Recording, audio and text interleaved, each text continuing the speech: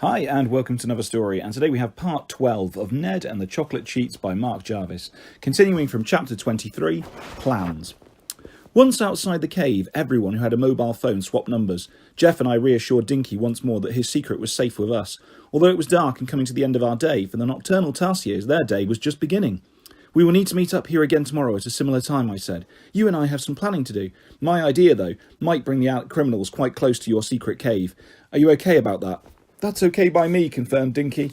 You may trick them into coming to Bowhole, but there is no reason that they will find out about the animal chocolate.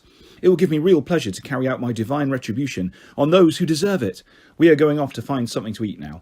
The evening is the time for insects. Talking of eating, I said, I would hate to think that this would be the last time I get to taste your wonderful magical chocolate. Just let me see what I can do, said Dinky, his little teeth flashing into a warm smile in the moonlight. My person and I walked back down the hill to the road whilst the Tarsiers disappeared off into the tropical forest. Those Tarsiers are cute though, said Jeff. We've got so much to tell Gizmo and MI5. We've solved the case, really, all in one night. It's not over yet, I replied, jumping down off the low bank onto the road. We need to catch those criminals first. I will need a bit of help, but I think I've got a bit of a plan. Do you know, the best thing for me this evening has got to be that chocolate. We were right to trust Dinky, or should I say the great Gubber. I feel absolutely fine now. In fact, I feel better than fine. If he was wrong about his chocolate being safe, I'd have been feeling pretty ill already. That tasted absolutely amazing. I wonder if he'll be able to send us some when we are back in England. Gizmo would love it too. What do you think about this beautiful environment being destroyed by thoughtless people? Jeff asked, as we made our way down the dry and dusty dirt track road. I think Dinky is quite right to be so careful, I replied, weeing on a roadside bush.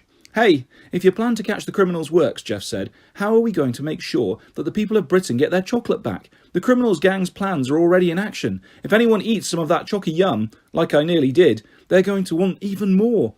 But don't you remember the meeting back in Hong Kong, I replied. They gave Boris some prune juice to cure him of the addiction. If they announce it all on the telly, along with the dangers of chocky yum, then that should solve the problem, I think. But what would MI5 think? Chapter 24. Royal Corgis Say Yes. Well, what do you reckon? Will it work? I finally asked Gizmo as I lay on the hotel bed with Jeff's phone propped up against a complimentary jar of cashew nuts. Gizmo was in the little cafe again as she listened. I could just see the rim of her wide cup of flat bright in the corner of the picture. There are miles of treacherous caves under the chocolate hills that would be in danger for careless explorers, I observed. I told you that the taxi driver said some people went down them after the Japanese gold. This could be the trap we need to bring all the criminals together. Dinky and his gang have some specialist cave knowledge that can help. Hey, dude, Gizmo was getting excited, or at least as excited as she could ever be bothered to get. That sounds like a cunning type of plan. And the MI5 dude with the newspaper, is he able to do the business, you think? Jeff called over from the bedside bed, where he was listening. Yes, he said he thinks it's a sure thing. A1, apparently. Jeff was admiring his false moustache in the full-length mirror that was screwed to the wall. He kept tweaking the pointy ends of it as he spoke, and turned sideways to look from a different angle. He said, I confirmed, that he will be in touch with his contacts around the world, and that messages will be sent. You've got Dinky's phone number now, haven't you? So you'll be able to sort out arrangements with him. I sat up now with my paws in front of me and made room for my person as he sat on the bed so that he could see Gizmo too. Jeff was still scruffy, I thought, despite his disguise. Hey, no worries, dude, said Gizmo. You do your bit of the plan and we'll do ours. MI5 will let us know when it's due to start, I guess. Hey, the bit that I'm most excited about is the chocolate. It's chocolate that we animals can eat. Tell me about it. Describe what it's really like, Ned, dude. Does it really taste as good as it smells? After our chat with Gizmo, we both settled down to sleep. Neither of us slept very well. I was tossing and turning. I just couldn't stop thinking about chocolate and the plan to capture the criminals. Questions kept on coming through my mind.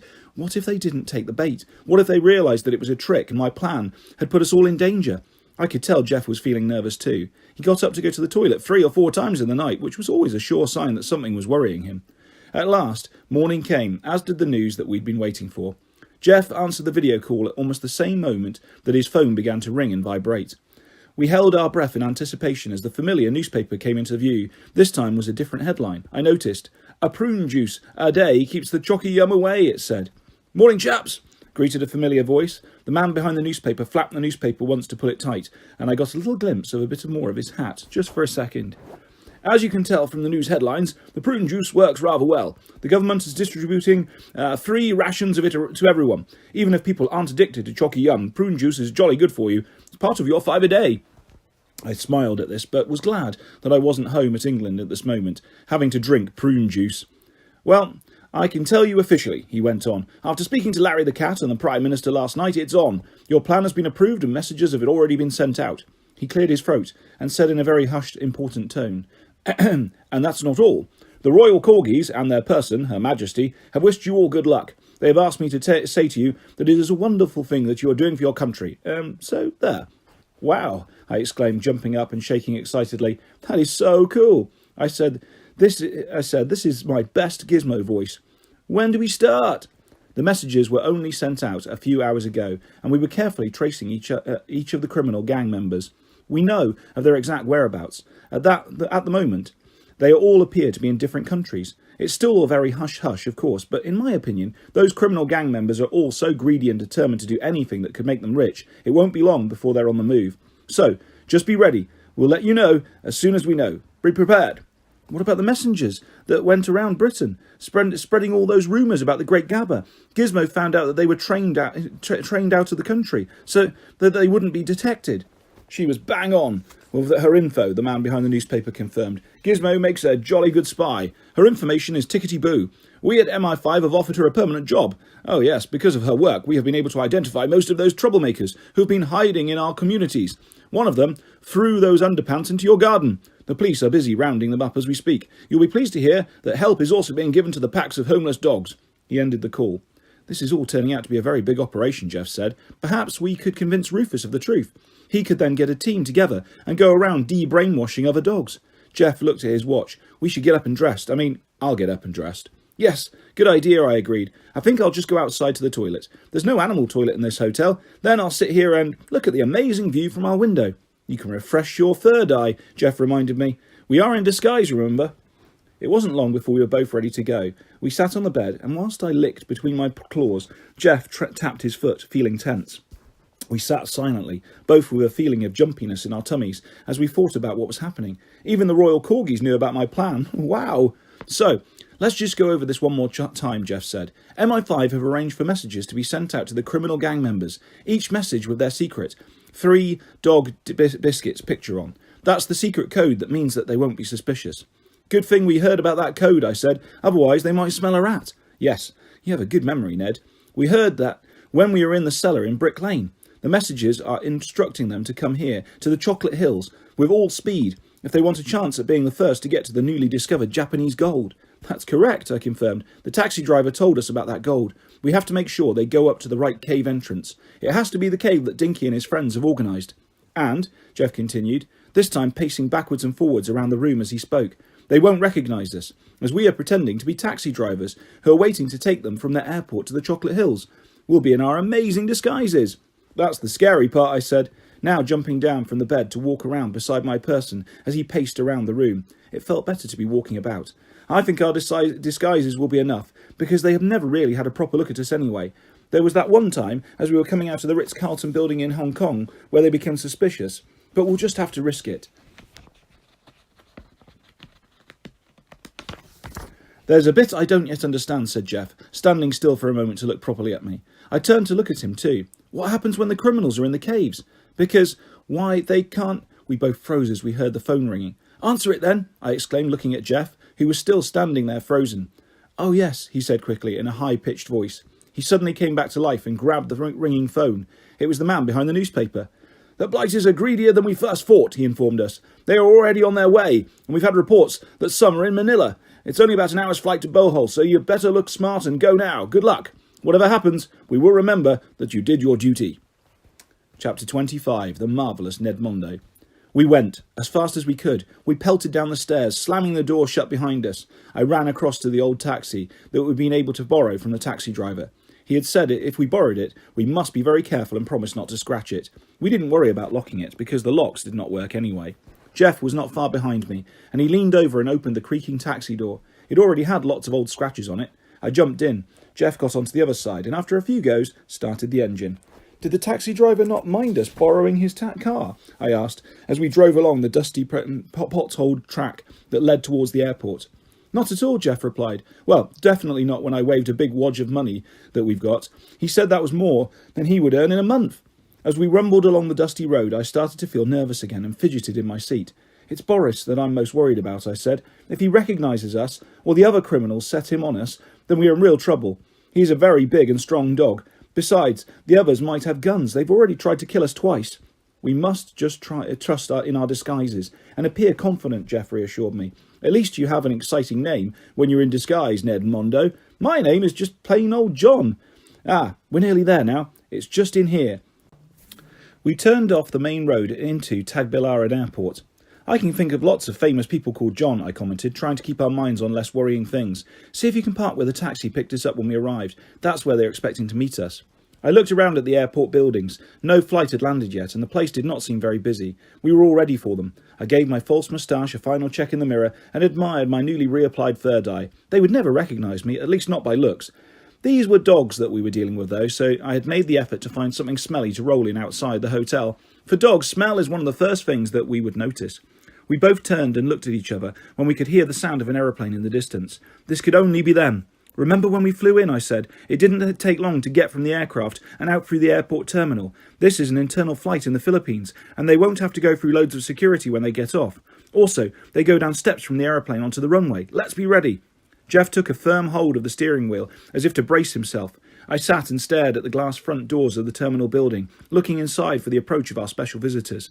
"Here they come." Mr. Yan led the way. He was looking businesslike in his suit, his bald head gleaming in the sunlight. Mr. Yan was striding ahead purposefully, holding open the doors for the dainty and pretty Bichon Frey's Princess Gem. Behind her strutted the smart Italian greyhound, Carlos Fandango, and bringing up the rear, always checking around him suspiciously, was the big and beefy dark form of Boris Chugworth. Mr. Yan spotted our taxi, waved to the others, and they all made their way towards us. Mr. Yan went straight through and round to the boot, opened it, and slung his small black suitcase inside. He slammed the boot shut, whilst the others all piled into the back seat. Mr. Yan squeezed in beside them. "No one told us there were two of you," Carlos whinnied. "I always take it to sit up at the front." "Very sorry, sir." I turned around and answered. "Our driver today doesn't speak very good English, so I came along to act as your guide and answer my questions. Or any questions." "It's okay," Princess Gem said calmly. "We all fit in just fine. Now, off we go, please. I'm very eager to see all this gold. I've heard it's fabulous." "Oh, yes, miss," I replied. "You won't be disappointed." We trundled out of the airport and onto the road. The windows of the taxi were all open to let the warm breeze cool everyone down. "Is there lots of gold?" Mr. Yan asked. "I've heard there is. That's why I came in such a hurry. I wanted to make sure that no one else got their thieving hands on it." "Oh, yes, sir," I replied, turning completely around in my seat with my paws on the back of the headrest. "There is tons of it, literally. The Japanese who left it here had stolen lots from all the countries that they invaded in the Second World War. They hid it all in a cave. It's a complete treasure trove." All the passengers on the back seat looked at each other in delight. Even Boris allowed himself a smile. "This is good news," whispered Carlos to the others, "because they have announced the prune juice cure on the telebox. Someone has revealed our plans. We need this gold." Princess Gem turned her head to give Carlos a very dirty look at this news that their wicked plan was beginning to unravel. "Who found the gold?" she asked, "and why are they not keeping it and being fabulously rich?" "It's because of the legends and the local traditions, miss," I replied. "It was found by local animals, and they think of these caves as being sacred and special. They won't touch anything they find in here, as it would be bad luck." "I get it," Boris growled, "but why aren't you taking it then? And why are you telling us about it?" He paused. "You look like someone I know. Have we met before?" I felt my stomach lurch. I had to keep my cool. "We are just loyal servants of the great Gabba," I explained, "as I'm sure you are." The passengers on the back seat all looked at each other rather sheepishly. Mr. Yan even looked guiltily down at his feet. "Oh, yes, of course," Princess Gem agreed. "Yes, of course, this is all for the great Gabba. We're just going to take all the gold away to look after it for him." "Yes, yes," everyone on the back seat chorused. "Of course, miss. Well, we are nearly there now, just a little way along this bumpy track." Jeff followed the directions to the cave mouth, which Dinky had given us. It was a cave that Dinky and his gang had prepared. We slowed to a creaky stop. In a cloud of dust, the cave entrance could just be made out through some bushes beside us. "Here we are," I said. "We are in Bolhol's famous and beautiful Chocolate Hills area. If you look up—" "Yes, yes, very nice, I'm sure," interrupted Carlos as he jumped out of the car. Mr. Yan, who had already got out, yanked the creaky door open for him. "Now, will you please show us the piles of gold?" "Of course," I said jauntily, jumping down from the old taxi myself. "Are we all ready?" "Yes. This way, please, follow me." Out of the corner of my eye, I caught a little quick glint of light in the shadows. I coughed loudly to cover the rustling sound of the tarsiers, moving further away out of sight into the lush green bushes. I stopped next to Jeff as we stood at the cave mouth. He was holding back the bushes that grew over the entrance, revealing a dark, roundish hole. It was tall enough for Mr. Yan to walk into, only stooping slightly. "Now, please notice," I said, whilst Jeff handed a lit candle to Mr. Yan, "there are lots of bats in this particular cave, and we really don't want to frighten them. Besides, they do make a horrible pooey mess if disturbed. That's why you have only got one candle to see by. We don't want to wake them up." "Oh no, of course," agreed Princess Gem. "We don't want them making a mess on my lovely white fur." "Your eyes will soon get used to the dark," I continued, moving away from the cave mouth myself to let the eager treasure hunters get nearer. "There is so much gold, you really can't miss it." "Ooh," Carlos said in excitement. "Well, let's get in then. I'm going to be rich." "Yes," shrieked Princess Gem in delight. "We are going to be in control of the world's chocolate with our amazing Chocky Yum plan, and now we have huge amounts of gold too. I know you've got the candle, Mr. Yan, but if I could just squeeze past... Oh, what's this? Look, there is some gold already just by the entrance. There must be lots more." "That's a nice touch, Dinky," I thought. Give them a little taste to get them excited by placing shiny gold near the entrance. Even I could see that it was a cheap gold-coloured plastic ornament. The criminals were so excited now that they didn't look properly. It worked, though. Pushing to get past each other and to be the first to the gold, the group squeezed themselves through the cave entrance as they all tried to get in at once. Oh, wow, I heard an Italian-sounding voice say. "Here's a bit more." This new find, yet again arranged by Dinky, kept them pushing even further into the cave. The bushes rustled, and out came the little figures of Dinky and his gang. They were all trying to stay in the shadows of the leaves, as they would not usually come out in the daytime. "It's working," said Dinky. "They're going deeper into the cave system. We just want them to keep going a little more. I picked this cave very carefully, of course, and it should be about now, and... oh, I can't wait, and..." Then there was silence. We could no longer hear the clamour and shrieking of excited voices. There was nothing. We all stood by the cave mouth and looked at each other. Dinky turned his head to look up at us with his huge eyes and smiled. "Don't feel too sorry for them," he said. "I am the great Gabber, after all," he paused. "I give divine retribution." Jeff and I looked at him, waiting for an explanation as to what had happened to the chocolate cheats. "It serves them all right for being so greedy," Dinky explained, shrugging his little shoulders, as if to excuse himself, "and for making all those poor dogs so ill by eating all that chocolate. Well, now that can all stop. The great Gabber has spoken," he said in a dramatic voice, holding his little fists up in the air. Dinky then chuckled. His gang all chuckled too. "What exactly has happened to them?" I asked, feeling a bit concerned now. "My plan was just to trap them in one of the bowlhole caves. I thought that we were just tricking them all to go in, because they thought they were going to be rich. I hadn't planned to..." Dinky laughed again. His gang giggled. "Ha, don't you worry," he said. "They're not dead or anything, just a bit wet and cold, and unable to get out without help. Their help is coming in a minute, in the form of MI5 and Interpol. They're coming here to arrest them." "But I heard all their voices suddenly stop, like they had disappeared," Jeff said, rather alarmed. "That's because," explained Dinky, "they fell down a deep hole into some very cold water. These caves can be very treacherous, you know. There are lots of little surprises and things to watch out for. Cave exploring should only be done by those that know what they are doing." I guess they do deserve a bit of a nasty surprise. I gave the little tarsier a gentle lick of appreciation. I allowed myself a smile as I imagined them all in the dark, cold and dripping wet, standing in a pool up to their knees. "And here come MI5 and Interpol. Their cars have just pulled up, so I think we've successfully achieved that bit of my idea." "Then your plan has succeeded," cried Dinky, saluting me in appreciation. "If I am known as the Great Gabber henceforth, you shall be known as the nifty Ned Mondo." All the tarsiers murmured in agreement at this idea. "It says Ned Mondo on your passport, doesn't it?" said Jeff. "Nifty Ned Mondo can be your spy name." "You can all come back to my secret cave. It's not too far away from here," Dinky suggested. "We can celebrate with some chocolate." Chapter 26, Awesomeness. I lapped at the froth of my cup of Flat Bright and looked up at Gizmo with a little grin. "Go on. They are for you. Try some," I suggested, using my nose to nudge the delicate wooden box across the table.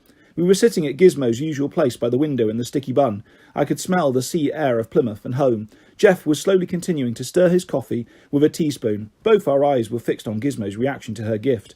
After saying our goodbyes to our new friends in Bowlhole, we had returned to Britain that same way that we had come. The criminal gang members had been arrested and brought back too. They had been given really long prison sentences and put into super secure prisons with armed guards, guarding them 24 hours a day. We had stopped off in London to visit Nuala on our journey home. We needed to pick up our car and to say sorry that we hadn't been able to stay for very long. She had some of her special soup ready for us and said that she knew we were coming home that day because the man behind the newspaper had knocked on her door and told her. He didn't put the newspaper down once, she said. There was just one moment when he had to let go of one side to quickly pass me the envelope that I caught a brief glimpse of a very large bushy moustache. Then he caught hold of the newspaper again. Jeff and I smiled at each other, our own moustaches now gone and my fur back to its normal colour. He thanked me for my help and said that Larry, the number 10 Downing Street cat, sent me a little gift of appreciation too. And that was it? Jeff asked, eagerly inquisitive. It's an invitation to dinner at number 10, she replied. An award-winning Michelin star group soup specialist is coming, and I am the guest of honour. I'm so thrilled. Fantastic, I exclaimed, scratching my ear with my hind leg. I'm pleased for you. Of course, but how come they invited you? You'll never guess, Nuala giggled, unable to stop smiling. I've got a connection to number 10 now. Larry the cat has a sister called Lavender. Lavender's person is really old and has to move into a retirement home. Lavender is now coming to live here with me. That's really good news, said Jeff. How did you find out she was looking for a new house? It was all arranged by the man behind the newspaper, Nuala answered. He regularly has to have important meetings with Larry, and it was just mentioned in conversation. I've wanted to share my house for a long time. Lavender is a traditional animal, and now I'll have the perfect housemate. In the sticky bun, we told Gizmo about Lavender and explained the gift was on the table. All the way home, from when Dinky said his goodbyes and gave us this little box, I've just been imagining your reaction the first time you taste it, Jeff said, still stirring his coffee. At last, he stopped stirring and waved the spoon around, instead as he spoke. Yes, all the way back to Manila, then to Hong Kong, and then back to London. I was thinking, how is Gizmo going to react? Didn't I say that, Ned? Yes, you did, many times, I replied, also eager for Gizmo to open the box. I looked at the box, which I kept safely in my pocket, and I said to myself, this is going to be a special moment. This is so cool, dudes, Gizmo exclaimed, and Dinky sent this back with you from Bolho especially? He certainly did, I replied. When I told Dinky all about you and how you helped us right from the start, he said, Gizmo definitely deserves a little treat for all her efforts. Dude, said Gizmo, taking a lap at her flat bright and staring at the little box. This is just so awesome. Now that the members of the gang are all safely in jail, we can relax and chill. She raised her paw up to the tabletop and held it just beside the box. Here goes, she exclaimed. One experience of total awesomeness. With that, she flipped open the little lid with a click, and we all leaned forward to stare at the contents. The smell that was released was, as Gizmo would say, totally awesome. It took me straight back to that cave when Dinky had offered me that first taste. Gizmo scooped her paw delicately into the box and lifted out a little piece of magical dark, creamy brown, animal-friendly confectionery. She looked at it for 2 or 3 seconds, lifted it up to her little nose and closed her eyes. She took a long sniff. Dinky had arranged that, for keeping his secret. He would post little boxes of his special animal chocolate. He would send one to me, to Gizmo, to each of the royal corgis, and to Larry, the number 10 cat. He would send some every 3 months. The royal corgis were away at the minute on one of their worldwide tours, and they were now going to include Bolhol. I think I'm going to like chocolate, Gizmo said, grinning broadly, and popping the small piece into her mouth. She smiled. Just then our celebrations were interrupted by the loud rustle of a newspaper. In front of us stood the man behind the newspaper. Behind a newspaper. We all stopped what we were doing to look around at him. Sorry to interrupt, chaps. I think that we're going to need your help again. I've come down especially from London to see you in person. Now, you have the security clearance, and we are officially making you secret again. Gizmo, we'll need you to start immediately. It's a very delicate matter. You see, you remember that briefcase that Mr. Yan put into the boot of the taxi when you picked the criminal gang up from the airport in Bolhol? Well, we've just managed to open it, and you'll never guess what we found inside. And that is the end of Ned and the Chocolate Cheats by Mark Jarvis, obviously setting it up for a sequel there. I hope you enjoyed that story, guys. Mark's put so much effort into that story, and I've been really pleased to be able to share it with you guys. If you'd like to subscribe or hit a like, that's always really appreciated. And I will be back very soon with lots more coming on my channel, lots more videos, lot more stories. So, yeah, if you'd like to leave a comment or anything like that, again, I will pass those on. Thanks for your support, guys. Thanks for listening. Bye-bye for now.